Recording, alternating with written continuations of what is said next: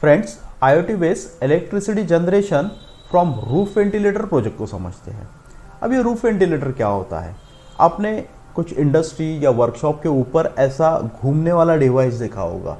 Generally German के form में आता है, स्टील कलर भी हो सकता है। तो जो घूमने वाला डिवाइस है वो रूफ वेंटिलेटर है। वो करता क्या है? तो वो अंदर की जो गर्म हवा है उसको सक करता है और बाहर भेज देता है। तो वो जो एरिया है उसको कूल करने में वो मदद करता है। फ्रेंड्स, वो कंटिन्यूसली घूमते रहता है। तो क्या हम उसकी जो मोशन है, सर्कुलर मोशन, उसको यूज़ करके इलेक्ट्रिसिटी जनरेट कर सकते हैं? Answer is definitely yes. तो कैसे कर सकते हैं उसको हम समझते हैं। जनरली फ्रेंड्स, ये ऐसे रूफ वेंटिलेटर होता है।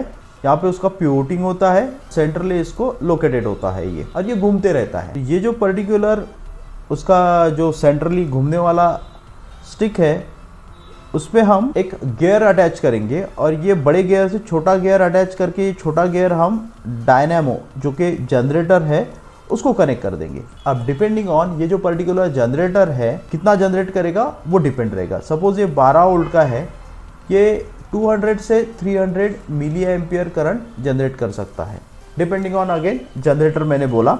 तो अगर ये सस्टेन कर पाएंगे तो बड़ा जनरेटर यूज़ कर सकते हैं, अगर नहीं कर पाएंगे तो छोटे जनरेटर से भी हमें काम चलाना पड़ेगा, डिपेंडिंग ऑन रूफ वेंटिलेटर का साइज़ कितना है और फोर्स कितना जनरेट करता है। अब ये जो वोल्टेज एंड करंट जनरेट कर रहा है उसको बैटरी को देके हम बैटरी को चार्ज कर सकते हैं। बट फ्रेंड्स, ये कितना वोल्टेज और करंट जनरेट करेगा? अगर धीरे घूम रहा है और वोल्टेज और करंट कम जनरेट कर रहा है और वो अगर बैटरी को कनेक्ट कर दे तो बैटरी ख़राब होने का चांसेस है। और दूसरी चीज़, अगर बैटरी फुल्ली चार्ज है फिर भी हम उसको चार्ज करने के लिए करंट और वोल्टेज दे रहे तो फिर से बैटरी डैमेज होगा। तो हमें बैटरी का वोल्टेज लेवल क्या है और जनरेटर कितना वोल्टेज और करंट जनरेट कर रहा है वो देख के इनका कनेक्शन करना पड़ेगा। तो उसके लिए डेफिनेटली हमें बीच में सर्किट डालना पड़ेगा, और ये जो सारी इन्फॉर्मेशन है कितना वोल्टेज बैटरी का है और जनरेटर का है, ये हमें यूज़र को, जो भी उसका ऑपरेटर रहेगा, उसको भी पता होनी चाहिए। तो हम इसको IoT के थ्रू कनेक्ट करके क्लाउड पे डेटा भेजेंगे और वो क्लाउड से डेटा हमारे यूज़र के मोबाइल पे जाएगा। ये सारी चीज़ें कैसे होंगी इसको ब्लॉक स्कीमेटिक के फॉर्म में समझते हैं। फ्रेंड्स, यहाँ पे हमारा ये जनरेटर रहेगा, बीच में हम रिले यूज़ करने वाले हैं और रिले के थ्रू यहाँ पे हमारा बैटरी कनेक्ट रहेगा। अब ये जो रिले है इसको रिले ड्राइवर लगेगा, क्योंकि हम जो कंट्रोलर यहाँ पे यूज़ करने वाले हैं वो नोड MCU यूज़ करेंगे। अब ये नोड MCU इतना करंट जनरेट नहीं कर पाएगा कि वो रिले को ड्राइव कर पाए, तो डेफिनेटली हम यहाँ पे रिले ड्राइवर यूज़ करेंगे। इसके साथ में LCD होगा। अब ये जो LCD है, LCD पे हम इंडिकेट करेंगे कि कितना वोल्टेज जनरेटर का है और कितना बैटरी का है, और साथ में यहाँ पे हमें ये जो जनरेटर का वोल्टेज है वो नोड MCU को देना पड़ेगा। बट डायरेक्टली अगर देंगे तो नोड MCU डैमेज हो सकता है, क्योंकि जनरेटर जो वोल्टेज डेवलप करेगा वो 12 वोल्ट रहेगा और नोड MCU को हमको 3.3 वोल्ट से ऊपर नहीं देते आता।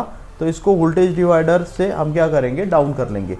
सिमिलरली ये जो हमारा बैटरी रहेगा 12 वोल्ट तो नहीं हो सकता, डेफिनेटली थोड़ा कम रखना पड़ेगा। तो 9 वोल्ट अगर हम लेते हैं तो अगेन 9 वोल्ट डायरेक्टली हम नोड MCU को नहीं दे सकते, तो यहाँ पे भी हमें वोल्टेज डिवाइडर मेथड यूज़ करना पड़ेगा।